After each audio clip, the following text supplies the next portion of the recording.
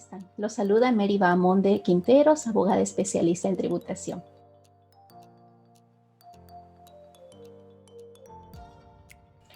Durante la semana hemos brindado una serie de videos en los que hemos estado abordando temas referidos a la determinación y declaración del impuesto a la renta. Como recordarán, nuestro video 1 estaba referido a identificar qué sujetos se encuentran obligados a declarar en la medida que han percibido rentas de tercera categoría gravadas o exoneradas. El segundo video conversamos sobre las rentas fictas y las rentas presuntas que debemos adicionarlas, y también conversamos sobre las rentas inafectas que debemos deducirlas de nuestro resultado contable.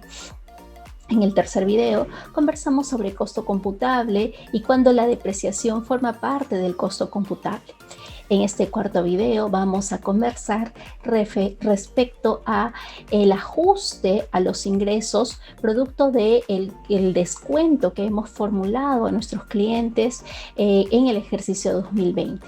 Estos descuentos que se pueden haber originado en prácticas contractuales, en prácticas comerciales o por productos dañados y cuyo requisito es la acreditación del origen, ¿no? También vamos a conversar en este video respecto a los diferentes tipos de causalidad, la causalidad contractual, la causalidad por mandato legal, la causalidad vinculada a la generación de una renta o el mantenimiento de la renta, o también esta causalidad potencial que puede haber en algunos gastos. Finalmente, conversaremos respecto del devengado, el devengo de los gastos, los requisitos para considerar devengado un gasto y cuándo es que procede el devengo o la utilización de un gasto devengado en el ejercicio anterior. Entonces los invito a que nos acompañen en este cuarto video referido a determinación y declaración del impuesto a la renta 2020. Respecto a los descuentos, este ajuste a los ingresos que vamos a realizar, hay que tener en consideración que los descuentos no pueden ser formulados a nuestros clientes a libre albedrío. ¿Por qué? Recordemos que en el video número 2, en el que conversábamos respecto a los ajustes por valor de mercado en el momento de nuestras ventas, en el supuesto que SUNAT presume que hemos vendido de forma subvaluada y podría determinarnos una renta ficta, hay que tener en consideración que si es que nosotros realizamos descuentos a nuestros clientes, estos descuentos que podrían ser realizados pues para buscar una fidelidad del cliente, o descuentos para incentivar a corto plazo que nos compren más productos, sacrificando nuestras ganancias, deben constar en documentos contractuales o documentos comerciales. En esta resolución muy interesante 11472 de la Sala 1 del año 2017, el Tribunal Fiscal señala que los descuentos no pueden aplicarse de forma arbitraria, sino que tienen que adecuarse a prácticas usuales, que respondan a prácticas del mercado. Una práctica del mercado en el ejercicio 2020 es que muchas empresas aplicaron descuentos del 50%, del 30% para recuperar aunque sea el costo del servicio o el costo del producto vendido, ¿no? Entonces, sin embargo, en el caso que hayamos formulado descuentos y hemos emitido notas de crédito, tenemos que acreditar que tenemos un acuerdo contractual y motivo por el cual se otorgó un descuento, porque pagó antes de tiempo o porque hay un pago anticipado, o también en el caso que hayamos vendido productos y estos productos sean defectuosos, podemos haber formulado descuentos. Entonces, o porque nos han comprado en gran cantidad, un gran volumen de ventas, también generan un descuento por pronto pago también.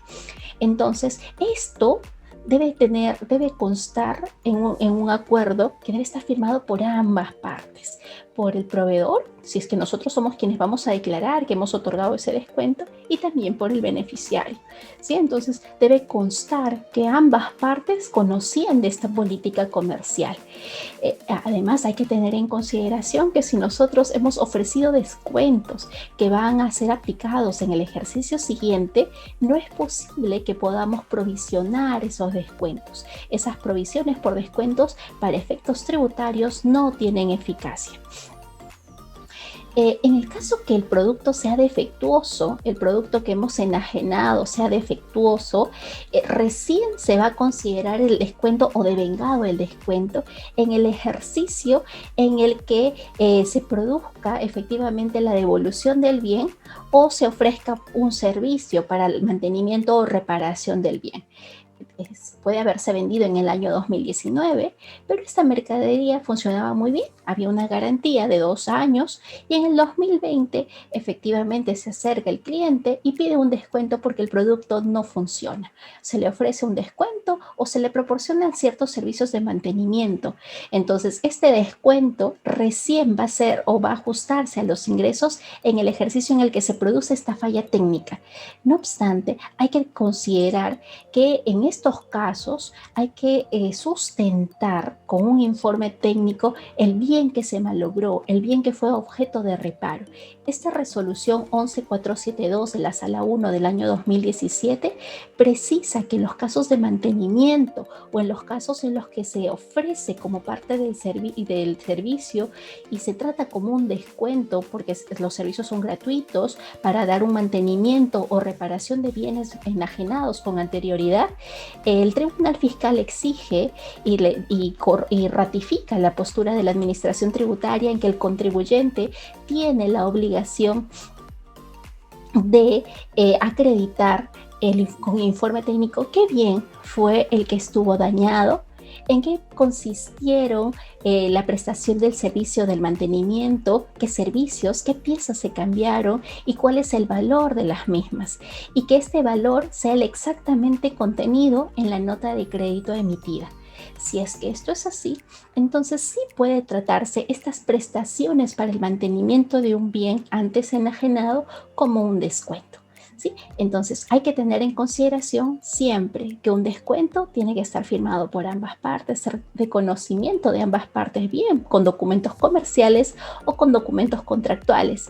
Y si es que se trata de un descuento por un bien que está dañado, debe existir un informe técnico o documentación que acredite en qué bien estuvo dañado, qué servicios adicionales de mantenimiento hemos prestado, cuál es la cuantía de los mismos y si ésta se condice con la nota de crédito emitida.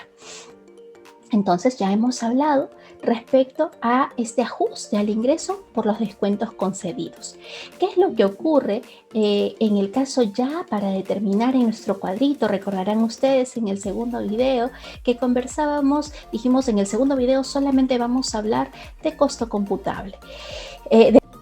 Y luego del costo computable en nuestro tercer video. En nuestro cuarto video vamos a conversar de cómo se determina la renta neta a partir de los gastos deducibles. Pero en nuestra ley del impuesto a la renta tenemos un artículo 37 en el que en la cabecera del 37 se regula el principio de causalidad.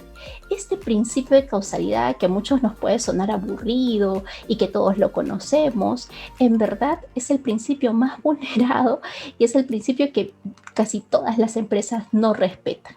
Y es un principio mediante el cual en las fiscalizaciones de SUNAT bajo el cual se reparan mayores gastos.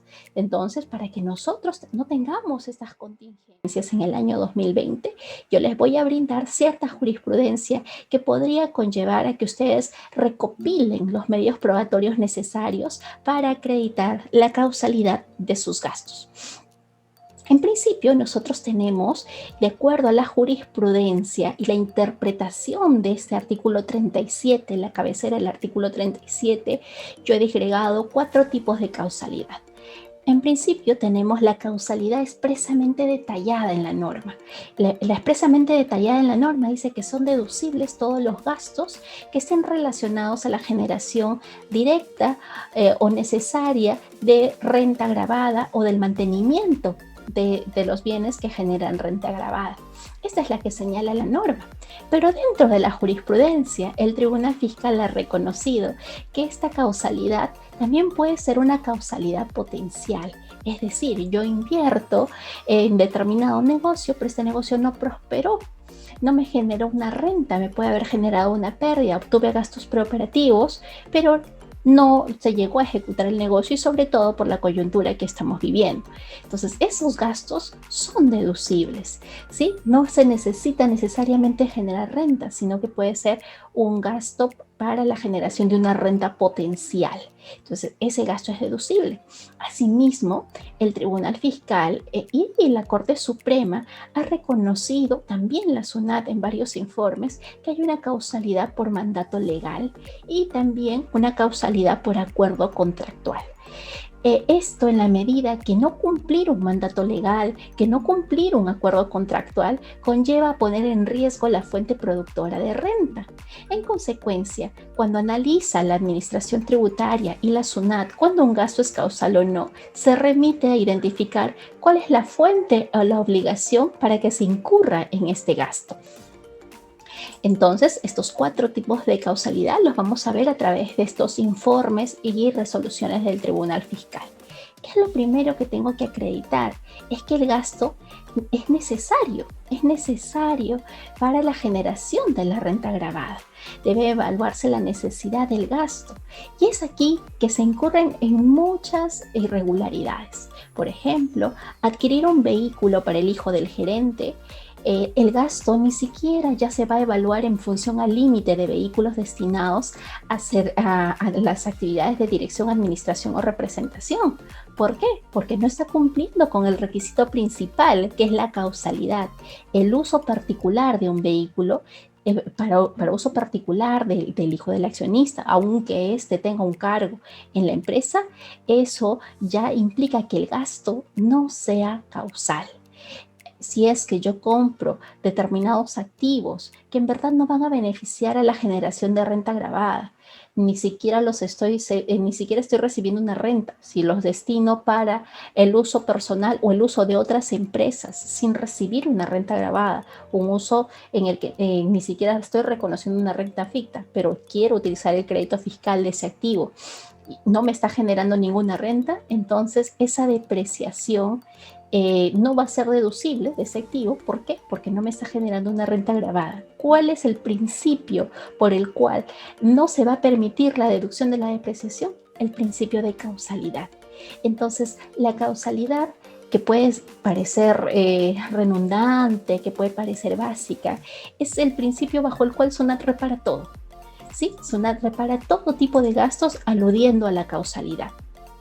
Entonces, el Tribunal Fiscal también ha señalado, por ejemplo, en esta resolución 02409 de la Sala 9 del año 2019, que en el caso en concreto, la empresa, dentro del monto de sus ingresos, tenía aún el derecho de deducir el gasto de un vehículo destinado a representación y dirección. Sin embargo, la empresa no acreditó que efectivamente esos vehículos o el vehículo adquirido habían sido utilizados por los gerentes y cuál era el rol que iban a cumplir los gerentes y por qué necesitaban ese vehículo para la realización de sus labores. Entonces, no tan solo tenemos que cumplir con los límites cuantitativos o con las condiciones, sino que sobre todo tenemos que cumplir con la causalidad del gasto. Esto es trascendente. En el caso, la SUNAT del año pasado tuvo un informe, que es este 070 del año 2020, bastante controvertido, porque está referido a la causalidad, pero en el caso de la causalidad de una demolición de un inmueble, para que luego este inmueble se le da de baja, esta construcción, esta edificación se le da de baja, para construir una nueva edificación. En jurisprudencia, el Tribunal Fiscal ha señalado que los gastos de demolición forman parte del costo de la nueva edificación.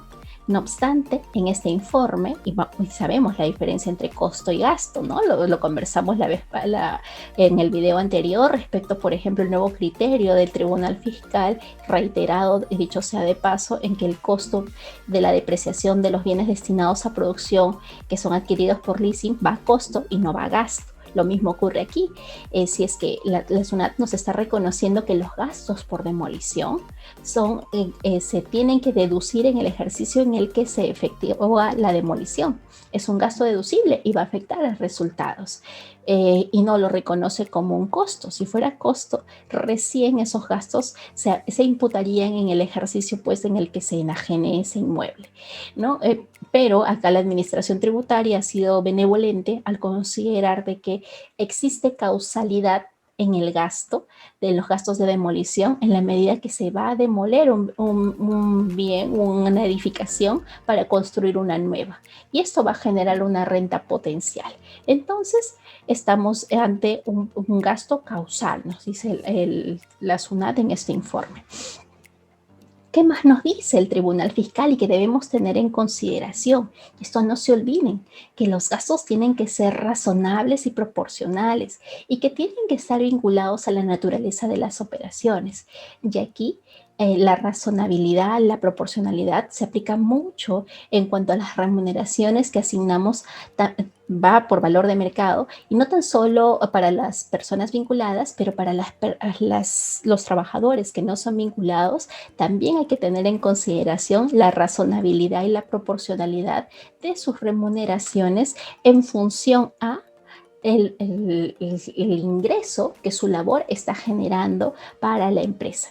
Entonces, hay que tener en cuenta esta proporcionalidad.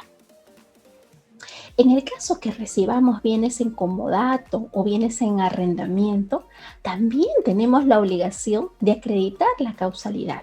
Ojo, recuerden que para bienes recibidos o inversiones que yo voy a realizar por gastos de mantenimiento, por gastos de funcionamiento en vehículos arrendados o en bienes de terceros, no tan solo vehículos, sino bienes de terceros, es necesario contar con un contrato con firmas legalizadas, ¿sí? No en todos los casos se requiere un contrato con firmas legalizadas, pero para este gasto de arrendamiento o gastos que yo voy a incurrir sobre bienes de terceros, en favor de bienes de terceros, necesito contar con un contrato con firmas legalizadas. En esta interesante resolución 063-19-2 del 2019 señala, por ejemplo, en el caso que yo vaya a realizar gastos de traslado por un bien que estoy recibiendo en comodato, una importación de un bien que una empresa extranjera me lo está cediendo en comodato, estoy asegurando el bien, estoy contratando técnicos para que instalen esta maquinaria que estoy recibiendo en comodato. Son gastos de mantenimiento, gastos de funcionamiento que estoy asumiendo respecto de un bien que no es un activo de la empresa. En ese sentido, ¿qué es lo que tengo que acreditar? Tengo que acreditar la causalidad y la fehaciencia de ese gasto. ¿Y cómo es que se materializa? Se va a materializar a través de la acreditación de la recepción del bien y también la acreditación de que este bien fue destinado a la generación de renta gravada. Entonces, tanto en arrendamiento, en comodato o cualquiera sea el título del bien que estamos recibiendo que no es de propiedad del contribuyente, debemos acreditar estas condiciones, causalidad, fehaciencia y sobre todo vincular por qué estoy realizando estos gastos adicionales respecto de un bien que no es mío. Y esto lo podemos sustentar claramente con un contrato con firmas legalizadas. ¿Qué más ha reconocido la administración tributaria como un gasto causal? Y vienen a ser los gastos que efectuamos por mandato legal. En esta resolución 062-2020, informe de SUNAT 062-2020, la SUNAT señala que se considera que la indemnización por despido arbitrario, y el año pasado y en este año, pues muchas empresas se vieron obligadas a despedir a sus trabajadores porque no podían ya no podían pagar las remuneraciones correspondientes. Entonces, producto de esto, tienen que pagar una indemnización por despido arbitrario.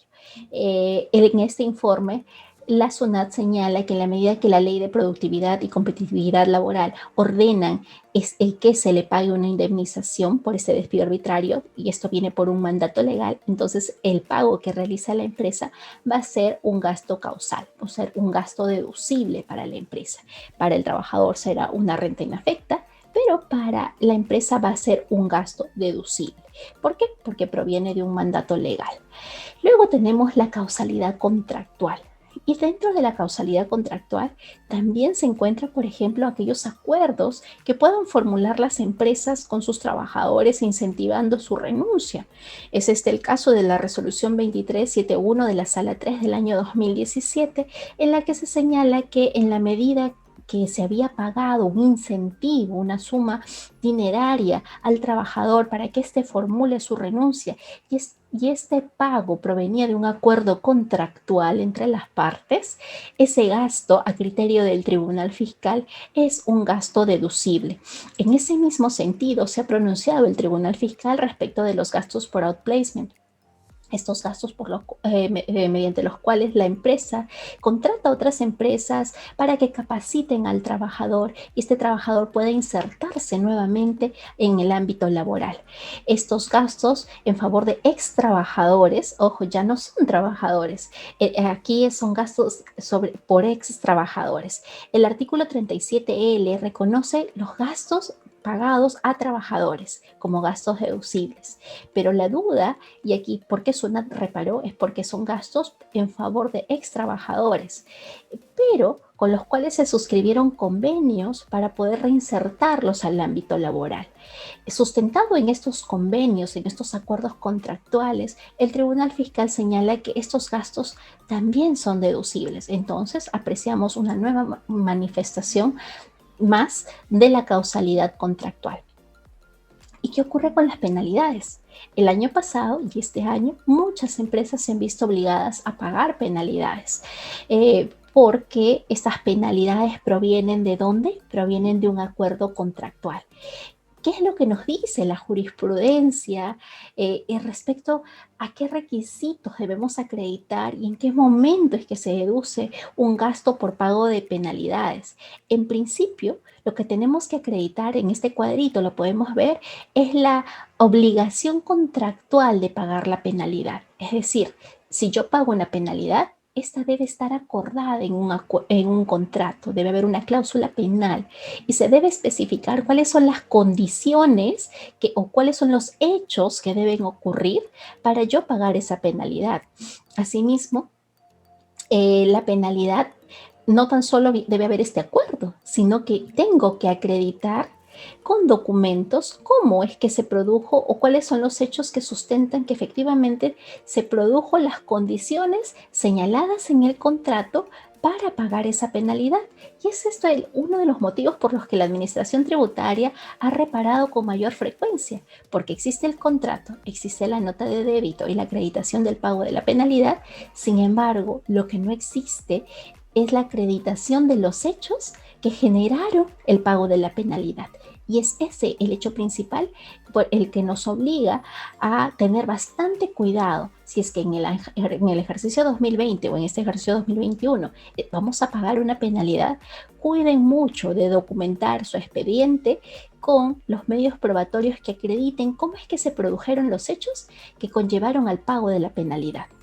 Luego, debemos también acreditar que hemos pagado una nota de débito, cuándo es que se produjo y en qué ejercicio es que debemos deducir esta penalidad.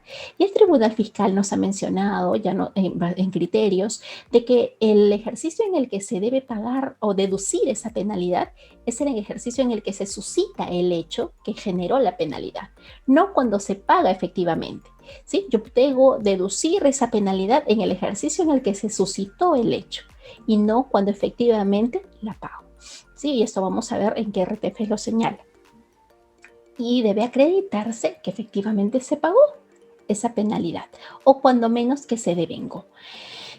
Dentro de esta resolución, la resolución 2821 de la Sala 3 del año 2019 establece estos requisitos: la acreditación de que la empresa está obligada al pago, ¿no? Hay documentación contractual, se sustenta fehacientemente que se han producido los hechos que originaron las penalidades. 3. El gasto de penalidad se debe en el ejercicio en el que ocurren los hechos que originen la obligación de su pago. Y 4. Se acredita efectivamente que se pagó la penalidad. Luego tenemos esta resolución 03770 de la Sala 3 del año 2019, en el que señala nuevamente que se debe demostrar que existía la obligación de pagar esta penalidad sustentada en una cláusula penal. Y precisa el tribunal que el gasto se debe en el ejercicio en el que se produjo la causal que motivó el pago de la penalidad y no en el periodo en el que éste se cancela.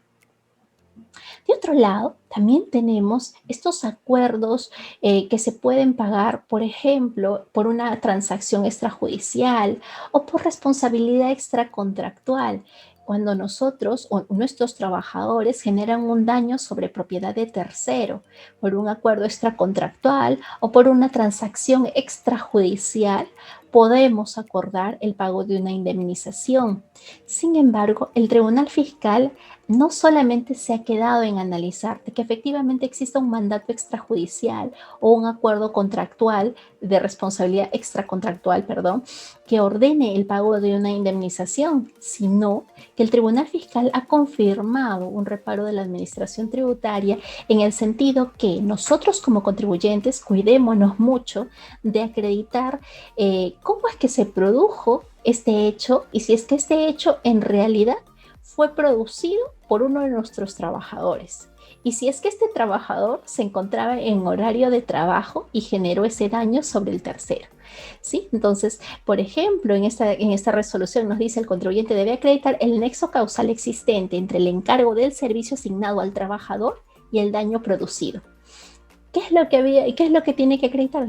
El trabajador se dedicaba a manejar el montacarga y producto que no hizo correctamente su trabajo, pues el montacarga dañó un vehículo. Al dañar un vehículo de un tercero, la empresa tenía que pagar una indemnización por este daño ocurrido sobre el tercero. Pero ¿qué ocurre si es que el trabajador no estaba dentro del horario de trabajo, como lo que ocurrió aquí?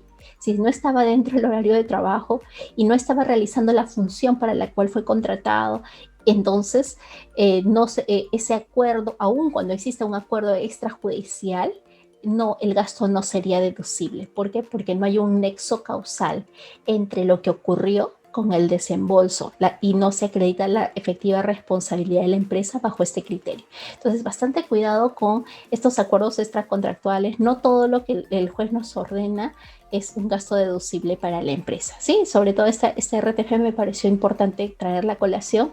Eh, Me parece bastante descabellada, pero ahí no es un criterio de observancia obligatoria, pero ahí la tenemos.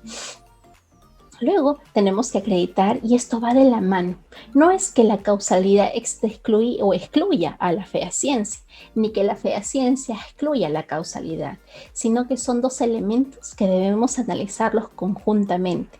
Y es así como una factura que la administración tributaria simplemente ya puede evidenciar porque no existen guías de remisión o no existe conformidades del servicio, que la administración puede decir, bueno, este gasto es no fehaciente. Ya ni siquiera analiza si es que el gasto estuvo vinculado a la generación de renta gravada o no. Sin embargo, son dos supuestos, dos criterios que tienen que ser evaluados de forma conjunta. La causalidad, cuando yo tengo que identificar en qué gastos ha incurrido la empresa, en principio, no solo debo quedarme con la factura, sino que tengo que además verificar si es que ese gasto incurrido por la empresa, ese activo, estos suministros que he comprado o estos pagos de remuneraciones, en verdad están vinculados a la generación de la renta gravada o no. Luego tengo que acreditar qué documentos cuento, con qué documentos tengo una carpeta para acreditar de que ese gasto fue real, de que no estoy falseando documentación. Pues el Código Tributario establece dentro del artículo 75 también una sanción por anotar información falsa en los registros contables. ¿Sí? Entonces, si mal no recuerdo, es la infracción del artículo 175, numeral 6. Y además de esto, tenemos el tema del delito tributario. Mucho cuidado cuando no tenemos sustento respecto de estos gastos. ¿Sí? De estos gastos y tenemos que acreditar la fehaciencia, porque esta falta de fehaciencia o la operación no real colinda con el delito tributario. Entonces, dentro de esta fehaciencia, el Tribunal Fiscal tiene ciertos criterios y la SUNAT también. Y dentro de estos criterios, en el caso de, por ejemplo, cuando lo que vamos a sustentar es adquisición de bienes muebles, lo primero que nos pide la SUNAT es que le mencionemos cómo se relacionan esas adquisiciones con nuestra actividad, ¿no? ¿Cuál es nuestro giro de negocio? ¿Por qué compramos eso? Luego nos piden las guías de remisión para acreditar que esté bien simplemente no nos lo entregaron. Entonces hay que identificar en qué supuestos necesitamos la guía de remisión, hay que analizar y hay que tener la documentación respecto a la documentación comercial, qué es lo que se acordó, quién es el sujeto obligado a trasladar. Debe existir guía de remisión remitente, guía de remisión transportista. Si me emitieron una factura electrónica y esta factura electrónica ya contiene los datos del vehículo, ya no es necesario acreditar la guía de remisión. Tengo que acreditar y lo que conversábamos en el video número 3 respecto a la acreditación del costo, identificando el comprobante de pago válidamente emitido por los sujetos emisores electrónicos o comprobante físico. También tenemos que acreditar cuál es el sustento, en este caso, además del comprobante de pago, porque incluso si es que el comprobante de pago no es válido, se va el gasto por el 44J, aun cuando sea causal, aun cuando sea fehaciente. Entonces hay que tener muy en cuenta todos estos requisitos que analizamos en costo y la bancarización que analizamos en costo es de igual aplicable en el gasto deducible. Y la fehaciencia que analizamos en costo, que es la entrega del bien con las guías de remisión, la entrega de parte almacén, esto también aplica para gasto, porque costo-gasto tenemos que acreditar también la fehaciencia, ¿no? Y la fehaciencia, sobre todo, tener en consideración que no solo es la guía de remisión, es la suma de documentos como que se acredite que entregaron los bienes o existe un control de ingreso almacén, ¿no? Esta resolución 5275 de la Sala 4 del año 2017 señala que además se debe demostrar la recepción de los bienes adquiridos con la siguiente documentación. Cita, por ejemplo, el control de ingreso almacén, si es que su ingreso almacén ha sido firmados por trabajadores encargados de la recepción, qué cargo tenían, estaban declarados en planilla, el traslado de los bienes fueron adquiridos por cuenta propia y si es que se emitió una guía de remisión remitente, una guía de remisión transportista, ¿quién trasladó? Entonces recuerden que no tan solo debemos sustentarnos en las facturas, no solo es tener la factura, no solo es tener el medio de pago o la constancia de detracción.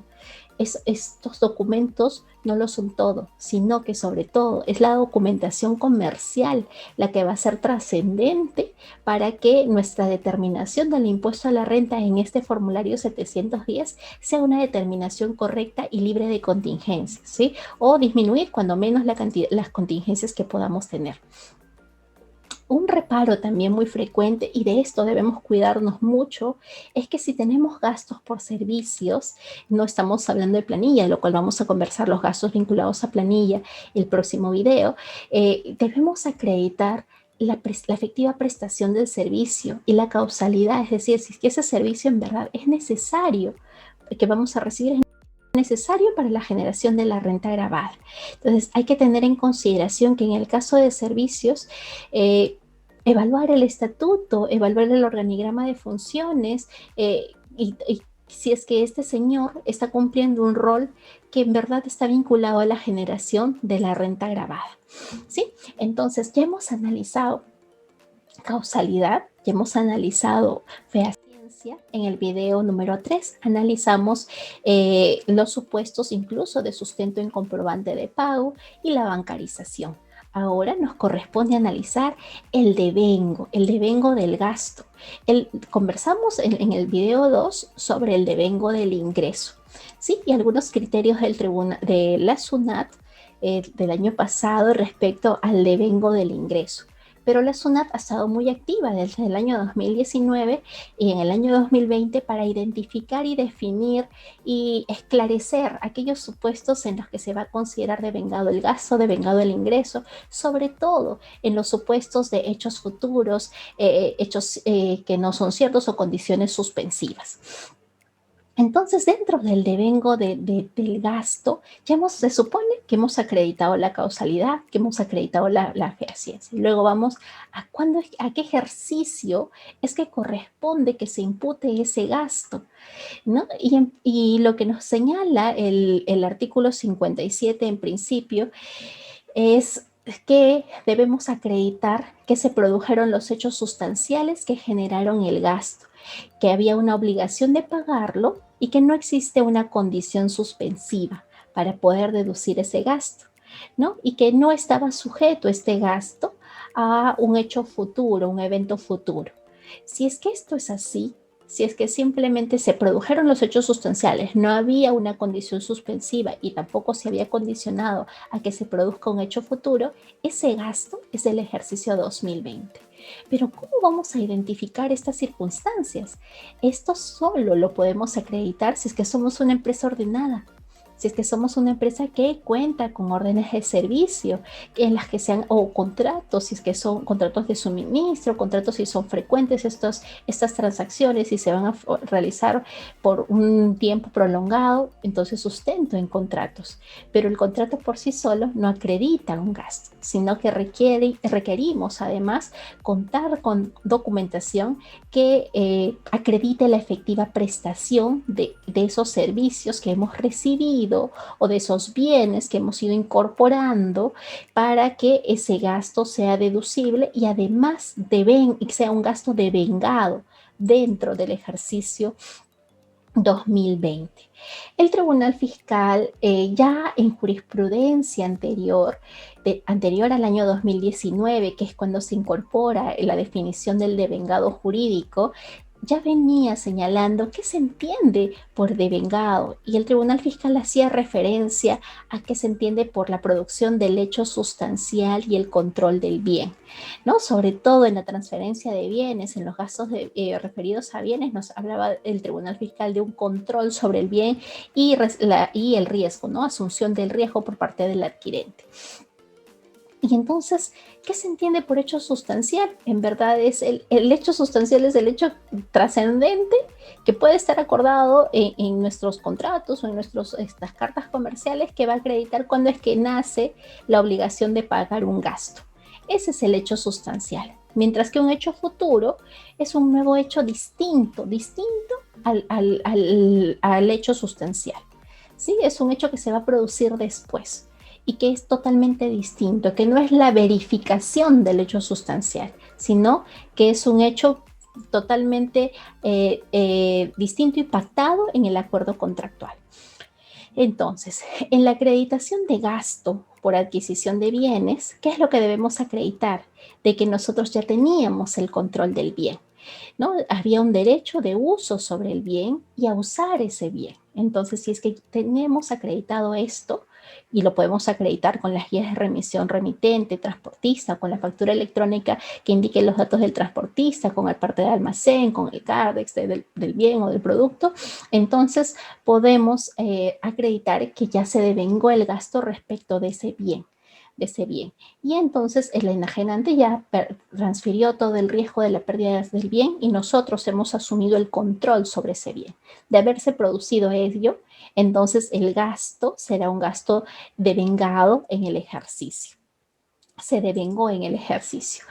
¿Qué es lo que también debemos analizar? Y de esto, cuando ni bien entró en vigencia el criterio del devengado, la SUNAT, mediante la absolución de esta consulta, mediante el informe 010 del año 2019, señaló que aquellas circunstancias, por ejemplo, cuando se vende mineral, ¿no? El oro, se vende zinc, hierro, y se vende por determinado precio, y esto está sujeto a que el comprador verifique la calidad, la cantidad, o pueda establecer un nuevo precio producto de la variación y dependiendo del Incoterm que hayan pactado, se preguntaba se preguntó en su momento a la SUNAT si es que esta verificación calzaba como un nuevo hecho y si es que esto iba a permitir diferir el ingreso para quien vende y en el caso del comprador, supongamos que es un comprador domiciliado, también si es que podría deducir el gasto. Y en este informe 010 del año 2019 se señala que aquellos contratos en los que se supedita la verificación de la calidad, las características, el contenido del peso, el volumen del bien, pero ya está acordado cuánto es que se va a pagar dependiendo de esta certificación que se realice. Entonces, esta verificación no es un hecho futuro, sino que en el momento en el que se traslada el control sobre el bien, se transfiere el riesgo sobre el bien, ya nació ya se produjo el hecho sustancial. Entonces, en ese momento, si nosotros queremos pasarlo como gasto, desde ese momento ya es un gasto deducible. Si es que nosotros lo vemos desde el lado del ingreso, tendríamos que considerarlo desde ese momento como un ingreso grabado con el impuesto a la renta. Entonces, cuando estas verificaciones de la calidad y que luego se pueda ajustar el precio, se ajusta con una nota de crédito, lo que veíamos en el principio, el ajuste del ingreso, pero bajo ninguna circunstancia va a permitir que se difiera el ingreso ni tampoco el gasto, ¿no? El gasto ya se conoce porque yo ya tengo el control sobre el bien. En principio decíamos, debe haber, para deducirse un gasto, debe haberse producido el hecho sustancial, debe haber un control sobre ese bien que nosotros hemos adquirido. ¿Y qué ocurre respecto a aquellos comprobantes de pago que nos han emitido con posterioridad? He recibido varias consultas al respecto y esto ya es un informe bastante pasado en el que, y pese a esto, pues muchos clientes preguntan, tengo una factura que recién me la han emitido en el mes de marzo, pero es un gasto que se devengó, el hecho sustancial se produjo en el año 2020. ¿Es gasto deducible? No es un gasto deducible. Este informe de SUNAT, el informe 5 del año 2017, la Administración Tributaria señala que son deducibles los gastos conocidos y devengados en el ejercicio en el que se trate, ¿no? Porque se produjo, se efectuó efectivamente el servicio o la adquisición del bien en ese ejercicio, en el ejercicio 2020. Si es que el pago se produce en el año 2021 o el comprobante de pago me lo están emitiendo en el año 2021, en la medida que yo reconozca ese gasto en mi declaración jurada anual, ese gasto va a ser deducible. ¿Qué pasa si yo ya había presentado mi declaración jurada anual?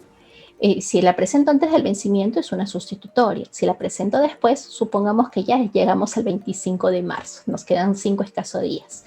Y presenté mi declaración sin reconocer esas facturas.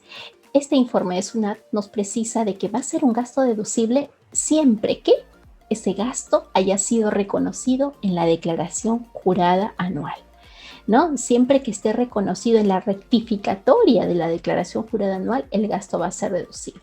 Entonces, debe haber, no interesa cuándo le emitieron el comprobante, basta que sea un gasto devengado en el ejercicio 2020, pero que esté reconocido en la declaración jurada anual para que este sea un gasto deducible.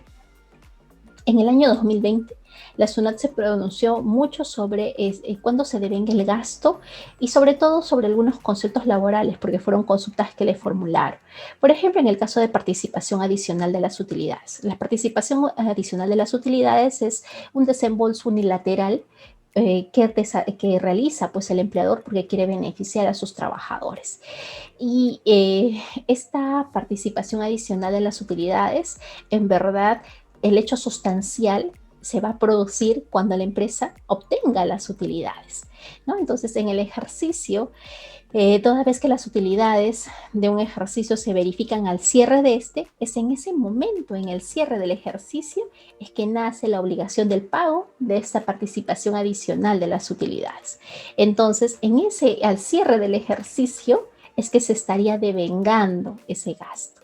Así lo precisa la SUNAT, dice, bueno, si al cierre del ejercicio 2020 hubo utilidad y ya se había, el empleador había señalado que ese año, en el año 2020, que yo dudo que en el año 2020 alguien haya, salvo que sean estas empresas médicas, que en vez de disminuir sus ingresos, pues han triplicado o cuatriplicado, que decidan dar una participación adicional a las utilidades, este gasto se va a devengar para el ejercicio 2020. ¿Por qué? Porque el hecho sustancial es que existan utilidades, ¿sí? Que existan utilidades. Y esto no se condiciona, bajo el supuesto de este informe, a ningún hecho futuro o un hecho incierto. Pero, ¿qué ocurre cuando esta participación adicional de las utilidades sí se condiciona, uno, a que exista una auditoría, dos, una auditoría de los resultados del ejercicio, dos, que se condicione a que el trabajador mantenga vínculo laboral. En esos casos, esta auditoría y el mantenimiento del vínculo laboral, al momento en el que se pague esta participación adicional de las utilidades, a criterio de la SUNAT en este informe 032 del año 2020, sí califica como un hecho futuro, una condición para que se pague. Entonces, cuando se produzca esta condición suspensiva, recién es que se va a devengar el gasto. Supuesto distinto al que conversábamos hace un momento, no había una condición suspensiva, simplemente que existan utilidades y las utilidades se determinan de acuerdo a la Ley General de Sociedades al cierre del ejercicio, de acuerdo a norma contable al cierre del ejercicio. Entonces, en ese momento es que nace el hecho sustancial, señala la Administración Tributaria. En el gasto por bono de productividad, también lo analiza acá la SUNAT en el informe 034-2020 y señala que el hecho sustancial en el bono de productividad ocurre cuando los trabajadores alcanzan los objetivos previstos para este bono. Hay un convenio que puede ser suscrito con cada uno de los trabajadores o un convenio general. Son lineamientos que establece la empresa y determinadas metas que deben cumplir. Entonces, ¿cuándo es que se va a devengar el gasto? En el caso de los bonos de productividad, el gasto se va a devengar en el ejercicio en el que los trabajadores cumplen con ese objetivo. Y el pago de este bono de productividad, si es que no se condicionó a un hecho futuro o una condición suspensiva, entonces se devenga cuando cumplieron las metas. En el informe 043-2020, la Administración Tributaria señala que ya con la incorporación del 57 de la Ley del Impuesto a la Renta, no hay que considerar la normativa contable respecto a devengo, sino exclusivamente lo que señala la Ley del Impuesto a la Renta. Recordemos que la Ley del Impuesto a la Renta y el artículo 57 de la Ley del Impuesto a la Renta y el 31 del reglamento, en algunos supuestos se remite sí a la norma contable. No obstante, en este informe 043 del año 2020 de SUNAT señala que hay que explicar netamente lo que establezca el artículo 57 de la ley y el 31 del reglamento. ¿Qué ocurre en el caso de gastos por prestación de servicios? Hay que analizar cuándo es que se ejecuta efectivamente el servicio. Y señalan aquí que el servicio se devenga en su culminación, cuando se culmina con el servicio. Entonces, la obligación de pagar un gasto está sujeta, y si es que se sujeta a una condición suspensiva o a un hecho futuro, entonces ese gasto por ese servicio recién se va a devengar cuando se produzca esa condición suspensiva o el hecho futuro. De lo contrario, el gasto se devenga en el ejercicio en el que se culmina el servicio. Sí, en el caso, por ejemplo, que absolvió la SUNAT en este informe 043-2020 respecto a las comisiones estructurales pagadas a las entidades financieras, señala la SUNAT de que esos gastos se tienen que reconocer cuando se producen los hechos sustanciales para su generación. En el caso de los servicios financieros, estas comisiones que se van cobrando durante la vigencia del préstamo van a ser deducibles, señala, cuando se culminan los servicios que se retribuyan. Entonces, siempre que no exista una condición suspensiva, que lo que haga sea pues dilatar a la cancelación total o a que se levante la garantía o a determinadas condiciones que pueda haber señalado o acordado el deudor o el contribuyente con la entidad financiera. Pero en principio el gasto va a ser deducible en el momento en el que se concluyan con los servicios y en el caso del servicio financiero es en el momento en el que se termine de cancelar la deuda adquirida a la entidad financiera. En el caso de las rentas de cuarta categoría, y de eso me han preguntado muchos clientes, ¿qué pasa cuando, por ejemplo, el año pasado y este año muchas personas han fallecido y servicios que han prestado trabajadores independientes emitieron recibos por honorarios, pero no les pagaron? ¿Es deducible? ¿No es deducible para efectos de la determinación del impuesto a la renta, viéndolo desde el aspecto de la empresa? En el caso desde el aspecto de la empresa, en principio esos gastos son deducibles solamente en la medida que los pague hasta el límite de la presentación de la declaración jurada anual. Si es que lo paga hasta el vencimiento de la presentación de la declaración jurada anual, paga esa retribución a la sucesión indivisa, que vendría a ser quien adquirió la deuda del causante, o las acreencias, perdón, del causante. Entonces ese gasto va a ser deducible para la empresa. Si es que los paga después, este gasto va a ser deducible, pero va a ser diferirse su deducibilidad para el ejercicio siguiente, que es cuando realmente se paga esa retribución por renta de cuarta categoría. Y hay algunos gastos pues que son simbólicos o significativos, y que ya los tenemos enmarcados y encasillados de cuándo se deben, ¿no? Por ejemplo, en este caso del servicio de auditoría, en esta interesante resolución 02441-3 del 2019, el Tribunal Fiscal exige a la empresa que va a deducir el gasto que lo que tendría que acreditar es que corresponde.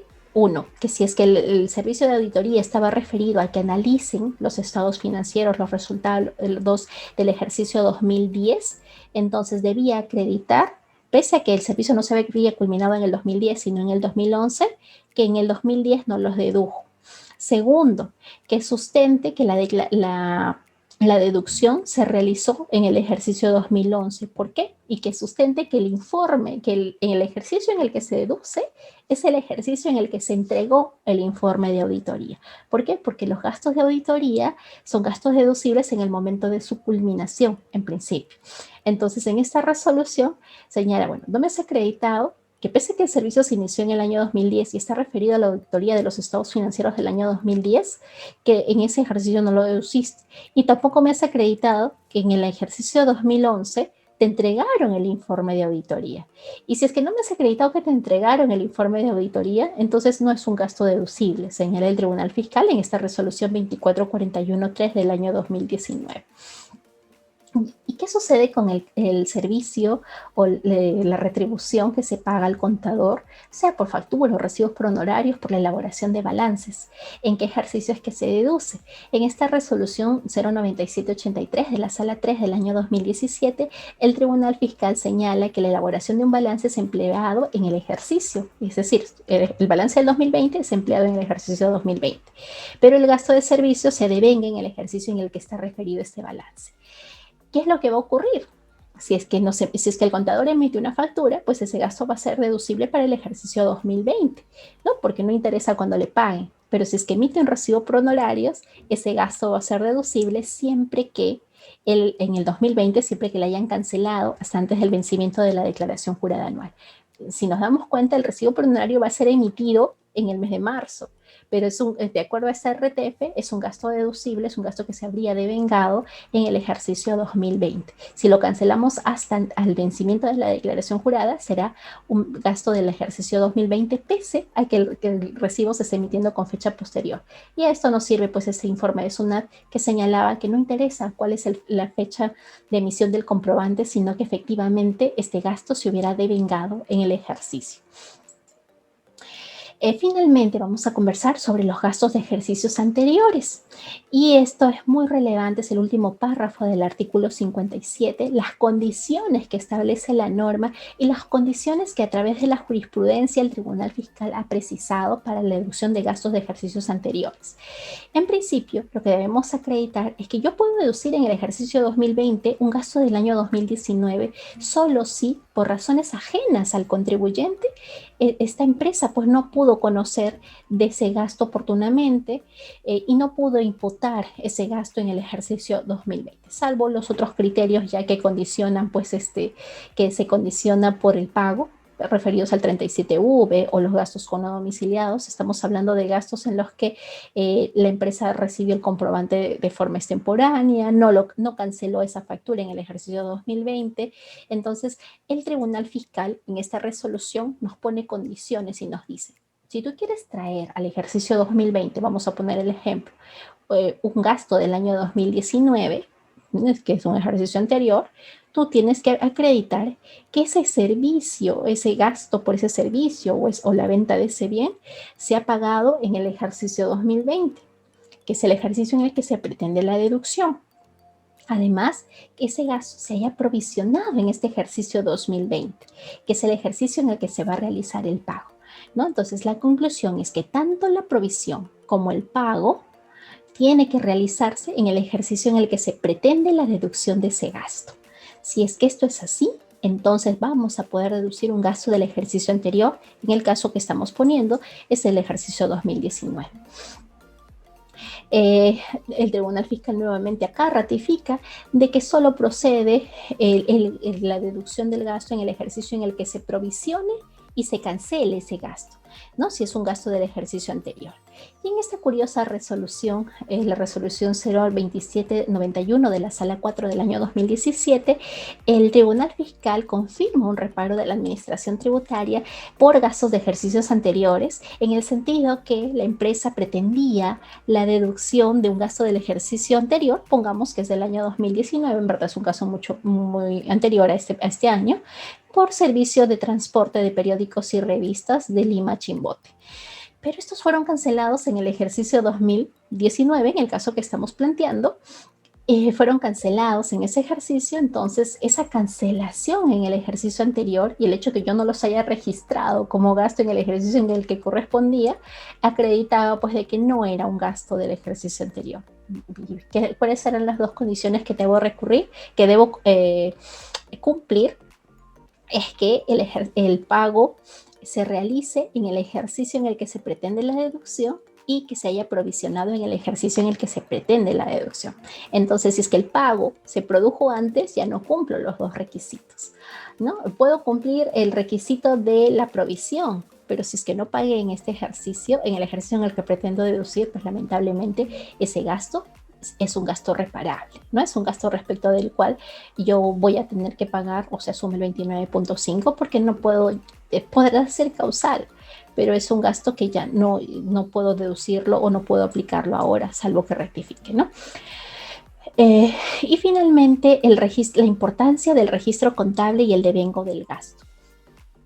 Este informe 4 del año 2017 ha señalado que para efectos de determinar la renta neta imponible de tercera categoría, no es exigible que los gastos devengados en el ejercicio deban encontrarse contabilizados para reconocer la deducción en la declaración jurada anual, salvo casos en los que la norma expresamente lo haya exigido. ¿Qué supuestos son exigidos por la norma como condición del registro contable para que este gasto sea deducible? La norma, la ley del impuesto a la renta, el registro contable para la deducción, por ejemplo, de la depreciación, la provisión de las cuentas de cobranza dudosa y los gastos devengados en ejercicios anteriores. Bien, esto es lo que conversamos en este cuarto video. En el siguiente video vamos a conversar respecto a gastos sujetos a condiciones normativas y límites cuantitativos. Espero nos sigan en el siguiente video.